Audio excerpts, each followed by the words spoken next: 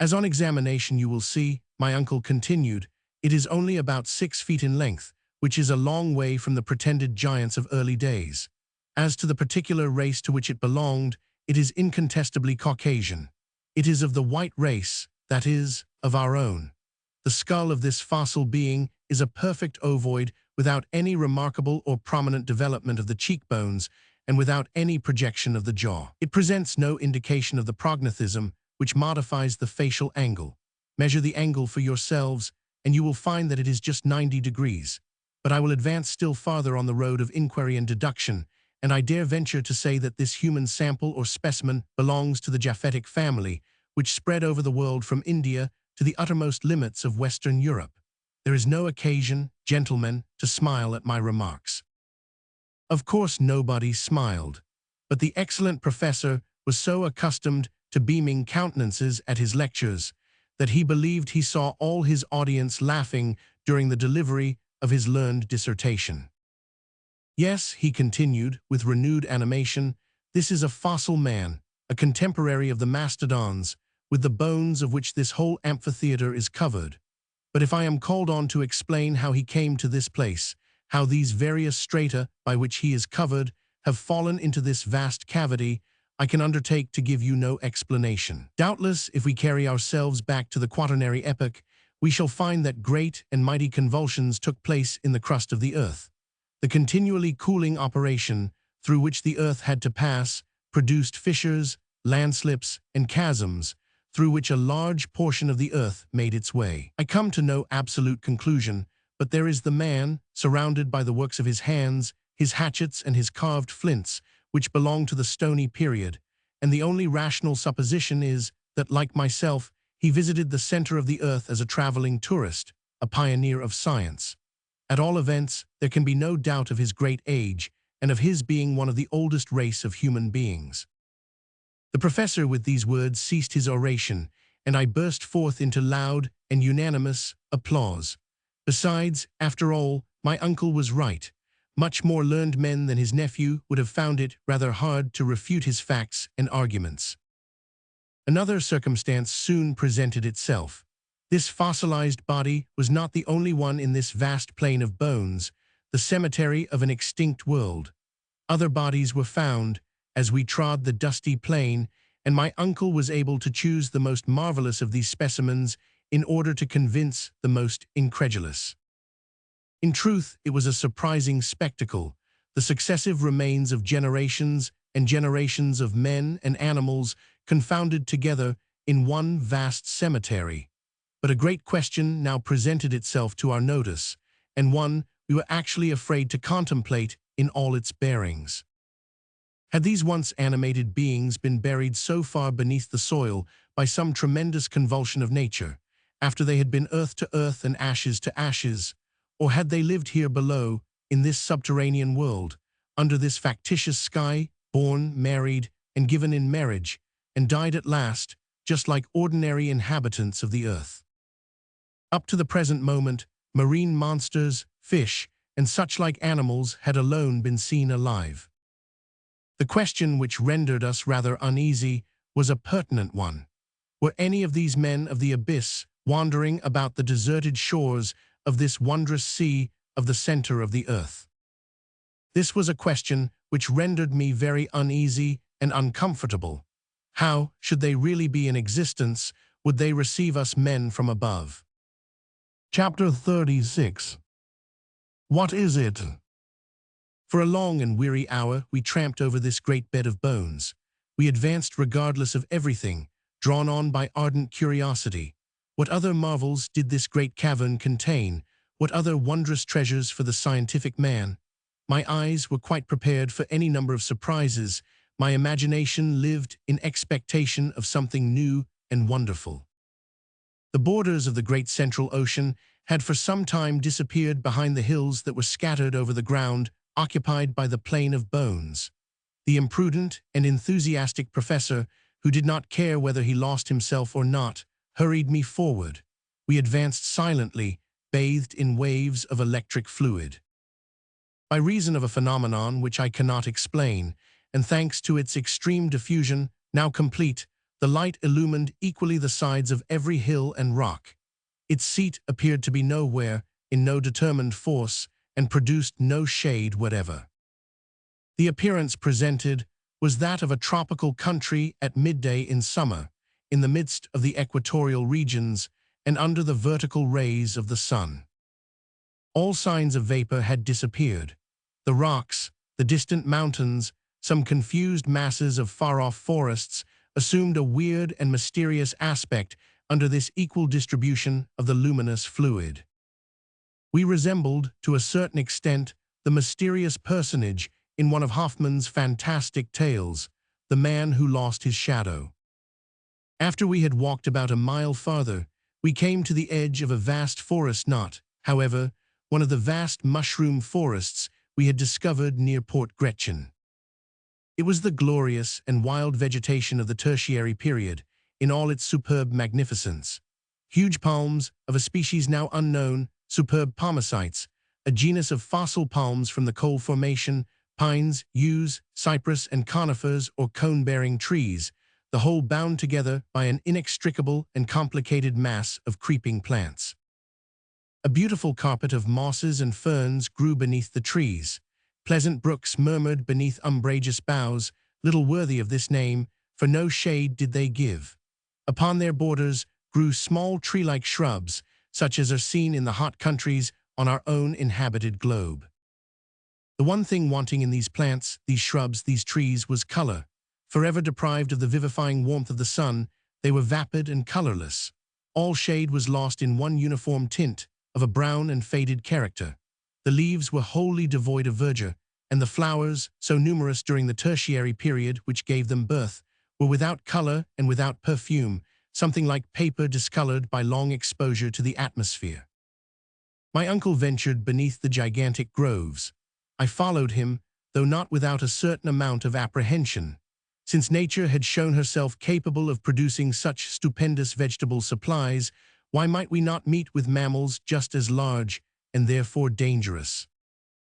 I particularly remarked, in the clearings left by trees that had fallen and been partially consumed by time, many leguminous, bean-like shrubs, such as the maple and other eatable trees, dear to ruminating animals. Then there appeared confounded together and intermixed, the trees of such varied lands, specimens of the vegetation of every part of the globe.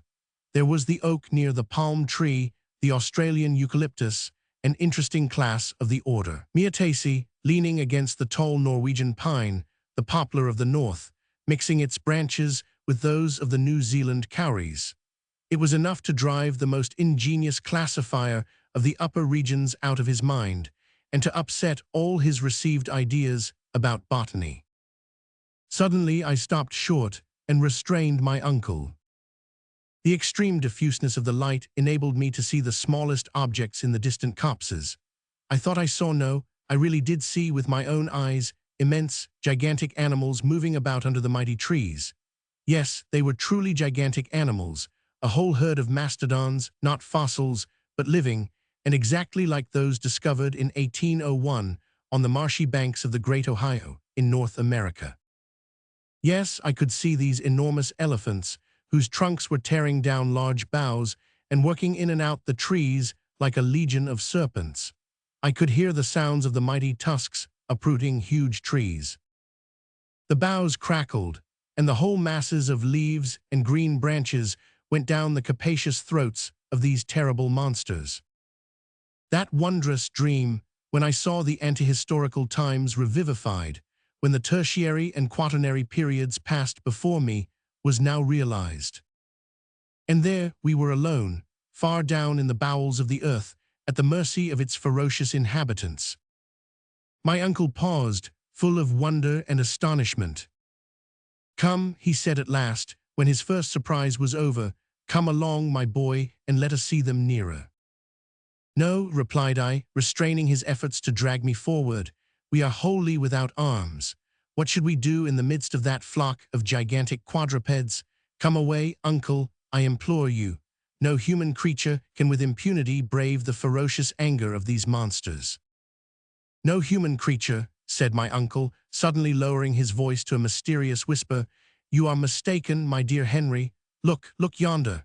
It seems to me that I behold a human being, a being like ourselves, a man. I looked, shrugging my shoulders, decided to push incredulity to its very last limits. But whatever might have been my wish, I was compelled to yield to the weight of ocular demonstration. Yes, not more than a quarter of a mile off, leaning against the trunk of an enormous tree, was a human being, a Proteus of these subterranean regions, a new son of Neptune keeping this innumerable herd of mastodons. Immanis pecoris custos, Immanuer ips. Yes, it was no longer a fossil whose corpse we had raised from the ground in the great cemetery, but a giant capable of guiding and driving these prodigious monsters. His height was above 12 feet. His head, as big as the head of a buffalo, was lost in a mane of matted hair. It was indeed a huge mane, like those which belonged to the elephants of the earlier ages of the world. In his hand was a branch of a tree, which served as a crook for this antediluvian shepherd. We remained profoundly still, speechless with surprise.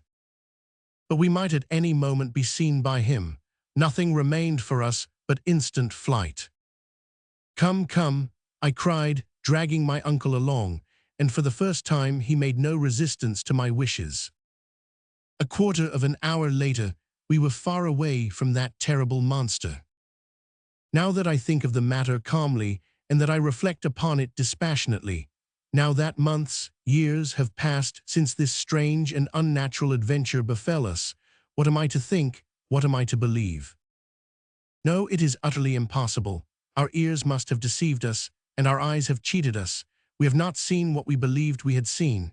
No human being could by any possibility have existed in that subterranean world.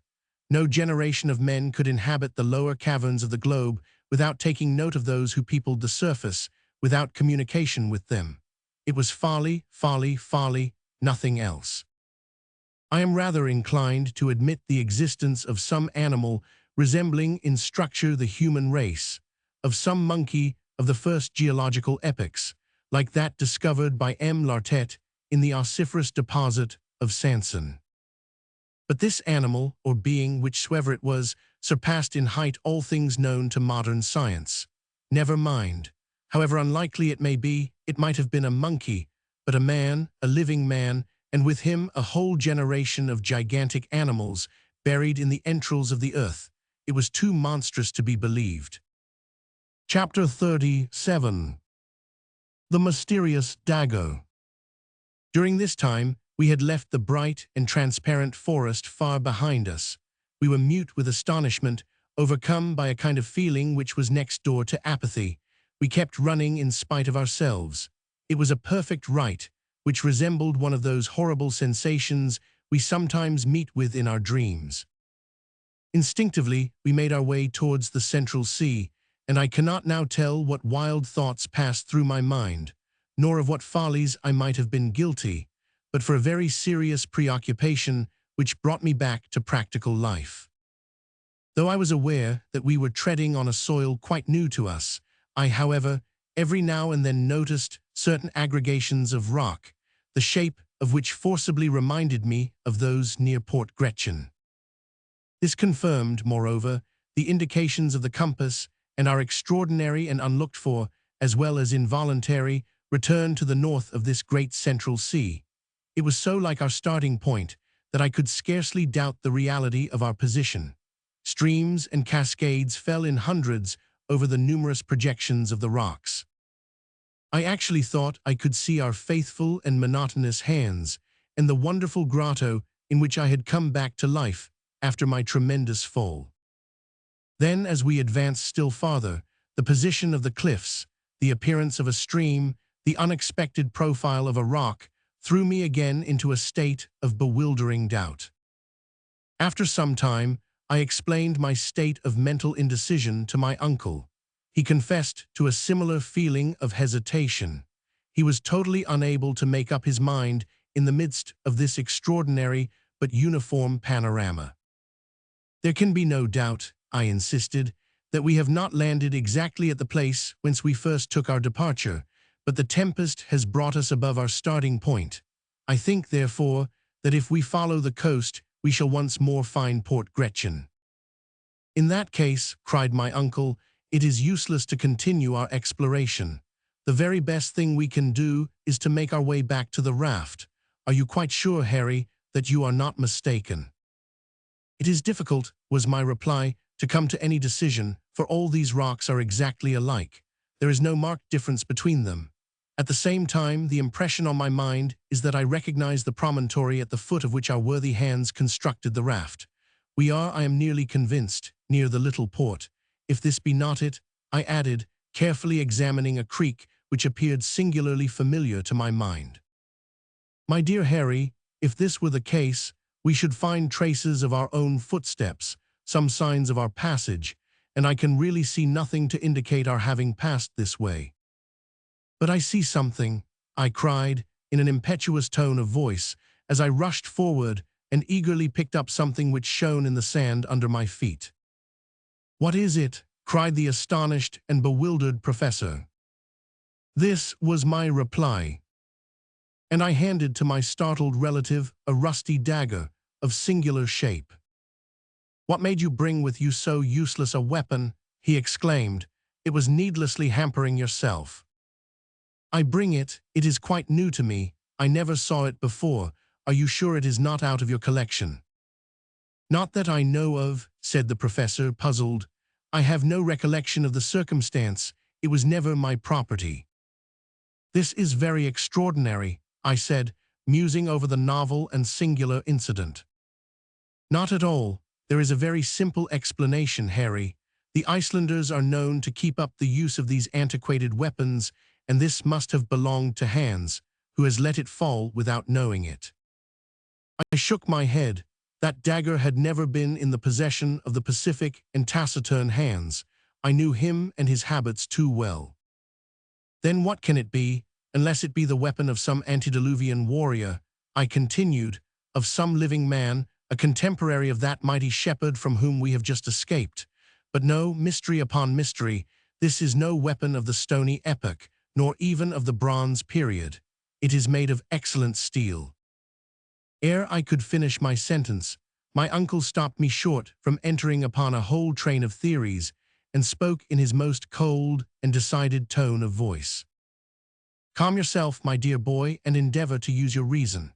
This weapon, upon which we have fallen so unexpectedly, is a true dague, one of those worn by gentlemen in their belts during the 16th century. Its use was to give the coup de grace, the final blow, to the foe who would not surrender. It is clearly of Spanish workmanship. It belongs neither to you nor to me, nor the eiderdown hunter, nor to any of the living beings who may still exist so marvelously in the interior of the earth." "What can you mean, uncle?" I said, now lost in a host of surmises. "Look closely at it," he continued. "These jagged edges were never made by the resistance of human blood and bone. The blade is covered with a regular coating of iron mold and rust, which is not a day old, not a year old, not a century old, but much more." The professor began to get quite excited, according to custom, and was allowing himself to be carried away by his fertile imagination. I could have said something. He stopped me. "Harry," he cried, "we are now on the verge of a great discovery. This blade of a dagger you have so marvelously discovered, after being abandoned upon the sand for more than 100, 200, even 300 years, has been indented by someone endeavoring to carve an inscription on these rocks." "But this poniard never got here of itself," I exclaimed. "It could not have twisted itself. Someone, therefore, must have preceded us upon the shores of this extraordinary sea." "Yes, a man. But what man has been sufficiently desperate to do such a thing? A man who has somewhere written his name with this very dagger, a man who has endeavored once more to indicate the right road to the interior of the earth. Let us look around, my boy. You know not the importance of your singular and happy discovery." Prodigiously interested, we walked along the wall of rock, examining the smallest fissures, which might finally expand into the much-wished-for gully or shaft. We at last reached a spot where the shore became extremely narrow. The sea almost bathed the foot of the rocks, which were here very lofty and steep. There was scarcely a path wider than 2 yards at any point. At last, under a huge overhanging rock, we discovered the entrance of a dark and gloomy tunnel. There, on a square tablet of granite, which had been smoothed by rubbing it with another stone, we could see two mysterious and much worn letters, the two initials of the bold and extraordinary traveler who had preceded us on our adventurous journey. "Yes," cried my uncle, "you see I was right. Arn Saknussemm, always Arn Saknussemm." Chapter 38. No Outlet, Blasting the Rock. Ever since the commencement of our marvelous journey, I had experienced many surprises, had suffered from many illusions. I thought that I was case-hardened against all surprises and could neither see nor hear anything to amaze me again. I was like a many who, having been round the world, finds himself wholly blasé and proof against the marvelous. When, however, I saw these two letters, which had been engraven 300 years before, I stood fixed in an attitude of mute surprise. Not only was there the signature of the learned and enterprising alchemist written in the rock, but I held in my hand the very identical instrument with which he had laboriously engraved it. It was impossible, without showing an amount of incredulity scarcely becoming a sane man, to deny the existence of the traveler and the reality of that voyage which I believed all along to have been a myth, the mystification of some fertile brain. While these reflections were passing through my mind, my uncle, the professor, gave way to an access of feverish and poetical excitement.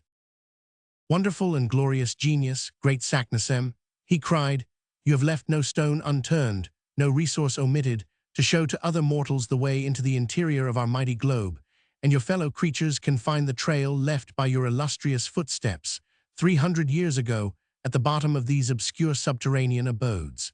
You have been careful to secure for others the contemplation of these wonders and marvels of creation. Your name engraved at every important stage of your glorious journey leads the hopeful traveler direct to the great and mighty discovery to which you devoted such energy and courage.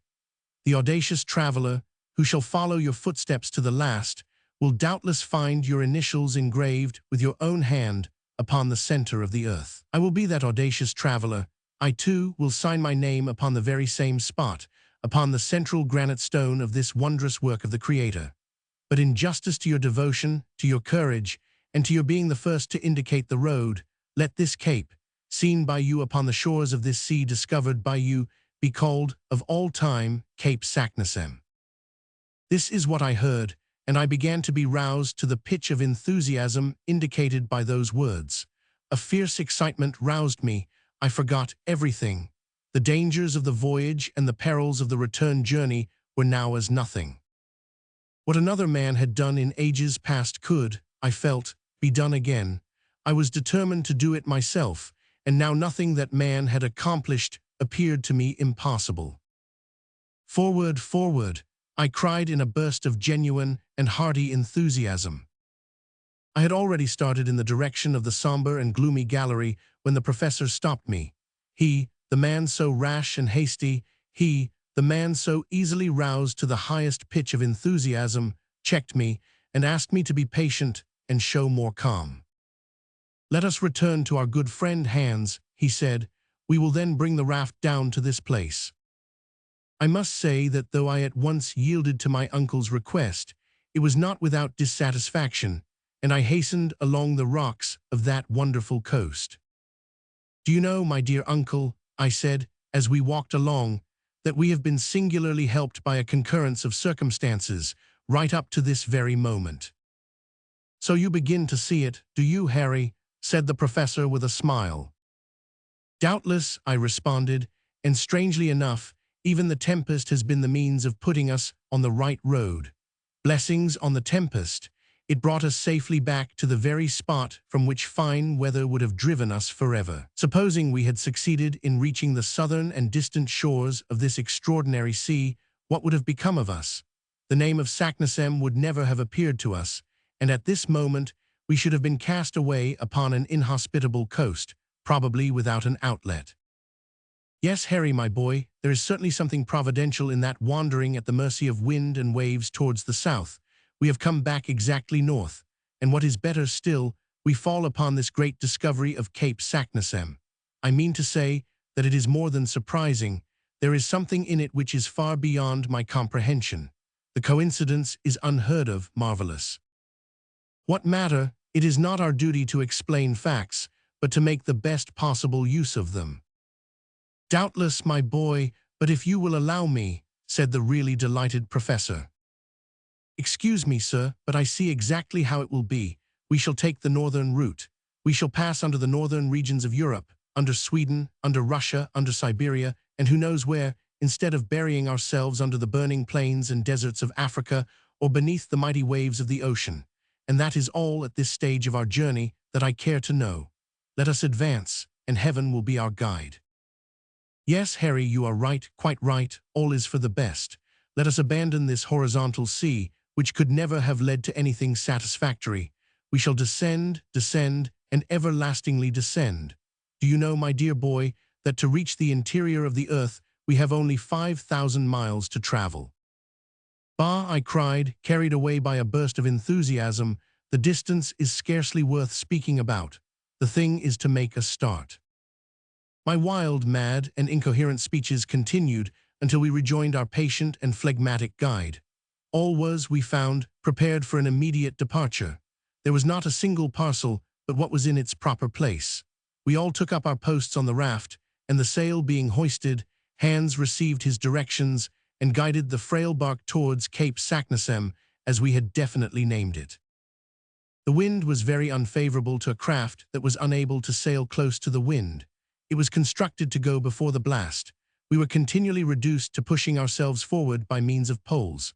On several occasions, the rocks ran far out into deep water, and we were compelled to make a long round. At last, after 3 long and weary hours of navigation, that is to say, about 6 o'clock in the evening, we found a place at which we could land. I jumped on shore first. In my present state of excitement and enthusiasm, I was always first. My uncle and the Icelander followed. The voyage from the port to this point of the sea had by no means calmed me. It had rather produced the opposite effect. I even proposed to burn our vessel, that is, to destroy our raft, in order to completely cut off our retreat. But my uncle sternly opposed this wild project. I began to think him particularly lukewarm and unenthusiastic. At any rate, my dear uncle, I said, let us start without delay. Yes, my boy, I am quite as eager to do so as you can be. But, in the first place, let us examine this mysterious gallery in order to find if we shall need to prepare and mend our ladders.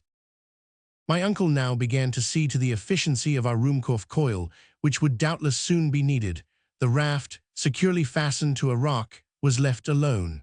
Moreover, the opening into the new gallery was not 20 paces distant from the spot. Our little troop, with myself at the head, advanced. The orifice, which was almost circular, presented a diameter of about 5 feet. The somber tunnel was cut in the living rock, and coated on the inside by the different material which had once passed through it in a state of fusion. The lower part was about level with the water, so that we were able to penetrate to the interior without difficulty. We followed an almost horizontal direction, when, at the end of about a dozen paces, our further advance was checked by the interposition of an enormous block of granite rock. "Accursed stone!" I cried furiously, on perceiving that we were stopped by what seemed an insurmountable obstacle. In vain we looked to the right, in vain we looked to the left, in vain examined it above and below. There existed no passage, no sign of any other tunnel. I experienced the most bitter and painful disappointment. So enraged was I that I would not admit the reality of any obstacle. I stooped to my knees, I looked under the mass of stone. No hole, no interstice. I then looked above. The same barrier of granite. Hans, with the lamp, examined the sides of the tunnel in every direction. But all in vain. It was necessary to renounce all hope of passing through. I had seated myself upon the ground. My uncle walked angrily and hopelessly up and down. He was evidently desperate. "But," I cried, after some moments' thought, "what about Arne Saknussemm?" "You are right," replied my uncle. "He can never have been checked by a lump of rock." "No, 10,000 times no," I cried, with extreme vivacity. "This huge lump of rock in consequence of some singular concussion or process, one of those magnetic phenomena which have so often shaken the terrestrial crust, has in some unexpected way closed up the passage. Many and many years have passed away since the return of Saknussemm and the fall of this huge block of granite. Is it not quite evident that this gallery was formerly the outlet for the pent-up lava in the interior of the earth, and that these eruptive matters then circulated freely? Look at these recent fissures in the granite roof. It is evidently formed of pieces of enormous stone, placed here as if by the hand of a giant, who had worked to make a strong and substantial arch. One day, after an unusually strong shock, the vast rock which stands in our way, and which was doubtless the key of a kind of arch, fell through to level with the soil and has barred our further progress. We are right, then, in thinking that this is an unexpected obstacle with which Saknussemm did not meet, and if we do not upset it in some way, we are unworthy of following in the footsteps of the great discoverer, and incapable of finding our way to the center of the earth. In this wild way I addressed my uncle. The zeal of the professor, his earnest longing for success, had become part and parcel of my being. I wholly forgot the past. I utterly despised the future. Nothing existed for me upon the surface of this sphere in the bosom of which I was engulfed. No towns, no country, no Hamburg, no Königstrasse, not even my poor Gretchen, who by this time would believe me utterly lost in the interior of the earth. "Well," cried my uncle, roused to enthusiasm by my words, "let us go to work with pickaxes, with crowbars, with anything that comes to hand, but down with these terrible walls. It is far too tough and too big to be destroyed by a pickaxe or crowbar," I replied. "What then?" "As I said, it is useless to think of overcoming such a difficulty by means of ordinary tools." "What then?" "What else but gunpowder, a subterranean mine? Let us blow up the obstacle that stands in our way." "Gunpowder?" "Yes, all we have to do is to get rid of this paltry obstacle." "To work, hands, to work," cried the professor. The Icelander went back to the raft, and soon returned with a huge crowbar, with which he began to dig a hole in the rock, which was to serve as a mine. It was by no means a slight task. It was necessary for our purpose to make a cavity large enough to hold 50 pounds of fulminating gun cotton, the expansive power of which is 4 times as great as that of ordinary gunpowder. I had now roused myself to an almost miraculous state of excitement. While Hans was at work, I actively assisted my uncle to prepare a long wick made from damp gunpowder, the mass of which we finally enclosed in a bag of linen. "We are bound to go through," I cried enthusiastically. "We are bound to go through," responded the professor, tapping me on the back. At midnight, our work as miners was completely finished. The charge of fulminating cotton was thrust into the hollow, and the match, which we had made of considerable length, was ready. A spark was now sufficient to ignite this formidable engine, and to blow the rock to atoms. "We will now rest until tomorrow." It was absolutely necessary to resign myself to my fate, and to consent to wait for the explosion for 6 weary hours. Chapter 39. The explosion and its results. The next day, which was the 27th of August, was a date celebrated in our wondrous subterranean journey. I never think of it even now, but I shudder with horror. My heart beats wildly at the very memory of that awful day. From this time forward, our reason, our judgment, our human ingenuity have nothing to do with the course of events. We are about to become the plaything of the great phenomena of the earth. At 6 o'clock, we were all up and ready. The dreaded moment was arriving when we were about to seek an opening into the interior of the earth by means of gunpowder.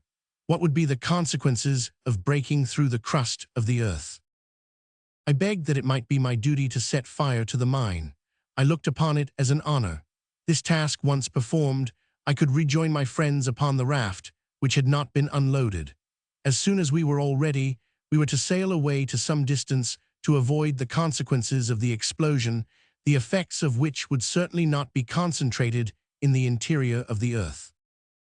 The slow match we calculated to burn for about 10 minutes, more or less, before it reached the chamber in which the great body of powder was confined. I should therefore have plenty of time to reach the raft and put off to a safe distance. I prepared to execute my self-allotted task, not, it must be confessed, without considerable emotion. After a hearty repast, my uncle and the hunter guide embarked on board the raft, while I remained alone upon the desolate shore. I was provided with a lantern, which was to enable me to set fire to the wick of the infernal machine. "Go, my boy," said my uncle, "and heaven be with you, but come back as soon as you can. I shall be all impatience." "Be easy on that matter," I replied. "There is no fear of my delaying on the road." Having said this, I advanced toward the opening of the somber gallery. My heart beat wildly. I opened my lantern and seized the extremity of the wick. The professor, who was looking on, held his chronometer in his hand. "Are you ready?" cried he. "Quite ready." "Well then, fire away." I hastened to put the light to the wick, which crackled and sparkled, hissing and spitting like a serpent. Then, running as fast as I could, I returned to the shore. "Get on board, my lad, and you hands shove off," cried my uncle. By a vigorous application of his pole, Hans sent us flying over the water. The raft was quite 20 fathoms distant. It was a moment of palpitating interest, of deep anxiety. My uncle, the professor, never took his eyes off the chronometer. "Only 5 minutes more," he said in a low tone. "Only 4, only 3. My pulse went 100 to the minute. I could hear my heart beating. "Only 2, 1. Now then, mountains of granite crumble beneath the power of man." What happened after that? As to the terrific roar of the explosion, I do not think I heard it, but the form of the rocks completely changed in my eyes. They seemed to be drawn aside like a curtain. I saw a fathomless, a bottomless abyss, which yawned beneath the turgid waves. The sea, which seemed suddenly to have gone mad, then became one great mountainous mass, upon the top of which the raft rose perpendicularly. We were all thrown down. In less than a second the light gave place to the most profound obscurity. Then I felt all solid support give way, not to my feet, but to the raft itself. I thought it was going bodily down a tremendous well. I tried to speak, to question my uncle. Nothing could be heard but the roaring of the mighty waves. We clung together in utter silence. Despite the awful darkness, despite the noise, the surprise, the emotion, I thoroughly understood what had happened. Beyond the rock which had been blown up, there existed a mighty abyss. The explosion had caused a kind of earthquake in this soil, broken by fissures and rents. The gulf, thus suddenly thrown open, was about to swallow the inland sea which, transformed into a mighty torrent, was dragging us with it. Only one idea filled my mind. We were utterly and completely lost. 1 hour, 2 hours, what more I cannot say, passed in this manner. We sat close together, elbow touching elbow, knee touching knee. We held one another's hands not to be thrown off the raft. We were subjected to the most violent shocks whenever our sole dependence, a frail wooden raft, struck against the rocky sides of the channel. Fortunately for us, these concussions became less and less frequent, which made me fancy that the gallery was getting wider and wider.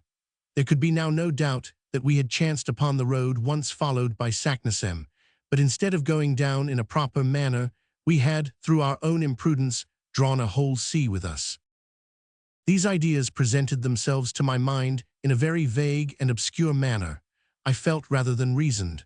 I put my ideas together only confusedly, while spinning along like a man going down a waterfall.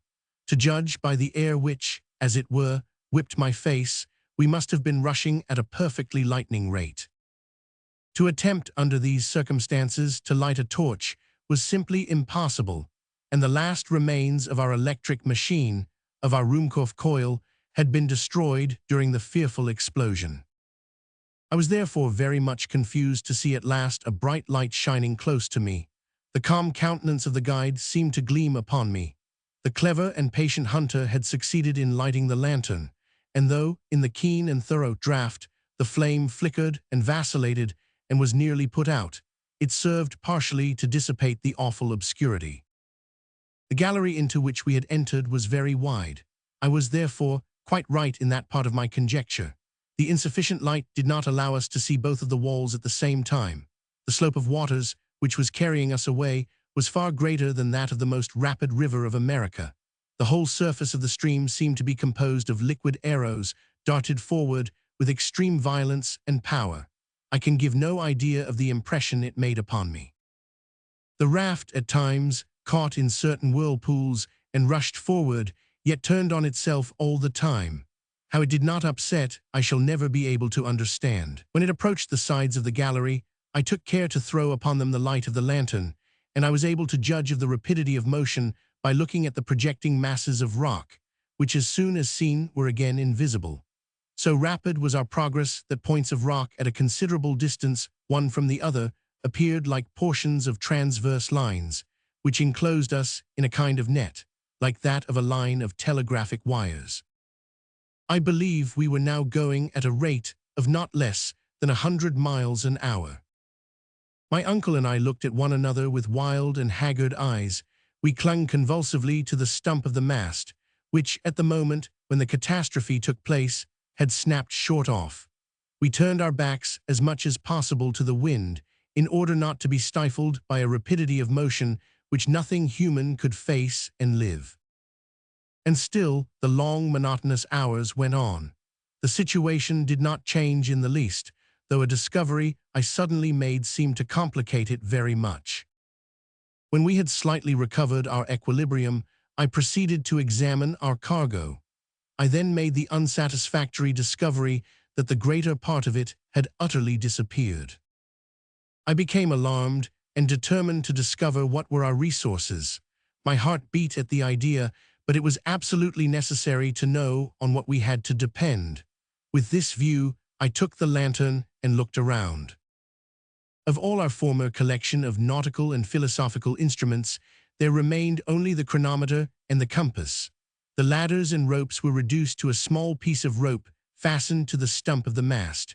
Not a pickaxe, not a crowbar, not a hammer, and far worse than all, no food, not enough for one day. This discovery was a prelude to a certain and horrible death. Seated gloomily on the raft, clasping the stump of the mast mechanically, I thought of all I had read as to sufferings from starvation. I remembered everything that history had taught me on the subject, and I shuddered at the remembrance of the agonies to be endured. Maddened at the prospects of enduring the miseries of starvation, I persuaded myself that I must be mistaken. I examined the cracks in the raft, I poked between the joints and beams, I examined every possible hole and corner. The result was simply nothing. Our stock of provisions consisted of nothing but a piece of dry meat and some soaked and half-moldy biscuits. I gazed around me scared and frightened. I could not understand the awful truth. And yet of what consequence was it in regard to any new danger? Supposing that we had had provisions for months, and even for years, how could we ever get out of the awful abyss into which we were being hurled by the irresistible torrent we had let loose? Why should we trouble ourselves about the sufferings and tortures to be endured from hunger, when death stared us in the face under so many other swifter, and perhaps even more horrid forms? It was very doubtful, under the circumstances in which we were placed, if we should have time to die of inanition. But the human frame is singularly constituted. I know not how it was, but from some singular hallucination of the mind, I forgot the real, serious, and immediate danger to which we were exposed, to think of the menaces of the future, which appeared before us in all their naked terror. Besides, after all, suggested hope. Perhaps we might finally escape the fury of the raging torrent, and once more revisit the glimpses of the moon on the surface of our beautiful Mother Earth. How was it to be done? I had not the remotest idea. Where were we to come out? No matter, so that we did. One chance in 1,000 is always a chance, while death from hunger gave us not even the faintest glimpse of hope. It left to the imagination nothing but blank horror, without the faintest chance of escape.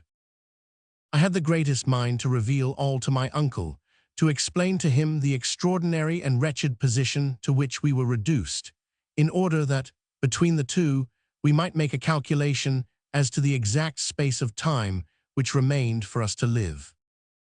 It was, it appeared to me, the only thing to be done, but I had the courage to hold my tongue, to gnaw at my entrails like the Spartan boy. I wished to leave him all his coolness. At this moment, the light of the lantern slowly fell, and at last went out. The wick had wholly burnt to an end. The obscurity became absolute. It was no longer possible to see through the impenetrable darkness. There was one torch left, but it was impossible to keep it alight. Then, like a child, I shut my eyes, that I might not see the darkness. After a great lapse of time, the rapidity of our journey increased. I could feel it by the rush of air upon my face. The slope of the waters was excessive. I began to feel that we were no longer going down a slope. We were falling. I felt as one does in a dream, going down bodily, falling, falling, falling.